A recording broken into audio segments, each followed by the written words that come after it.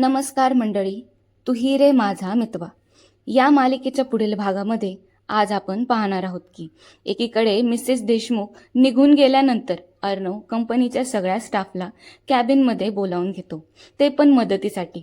मग सगळे मिळून जुन्या फाईल्समध्ये खरंच शेअर्स विकल्या गेले आहेत का याचे पुरावे शोधू लागतात.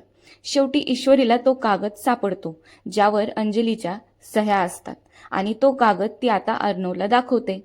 तो कागद अंजली सुद्धा पाहते, पण तिची परिस्थिती घर का ना घाटका अशीच झालीये. मग आता ती कितीही रडली तरीही काय उपयोग होणार आहे.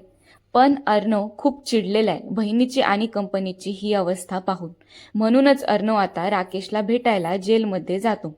तिथं राकेश अर्णवची टिंगल करत त्याला म्हणतो, अरे चिंटुकल्या, तू माझं काहीही वाकडं करू शकत नाहीये, पण मी आत राहून सुद्धा सगळे डाव खेळू शकतो. पण आता अर्णव ईश्वरी तिथून निघतात. बाहेर पडताच अर्णवला कोणाचा तरी फोन येतो. फोन ठेवल्यानंतर लगेच ईश्वरी विचारू लागते कोणाचा फोन होता वगैरे वगैरे.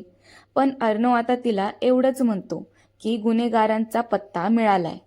पण आता वल्लरी काय माहीत कुठून तिथे येते आणि ईश्वरी अर्णवचं सगळं बोलणं ती ऐकते. पण आता जे आपल्या सर्वांना समजलेलं नाहीये ते तिला तर समजले.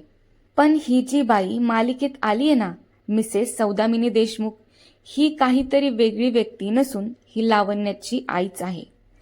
अर्णवने तिच्या मुलीसोबत लग्न केलं नाही ह्याचा बदला तर ती आता नक्कीच अर्णवकडून घेणार आहे.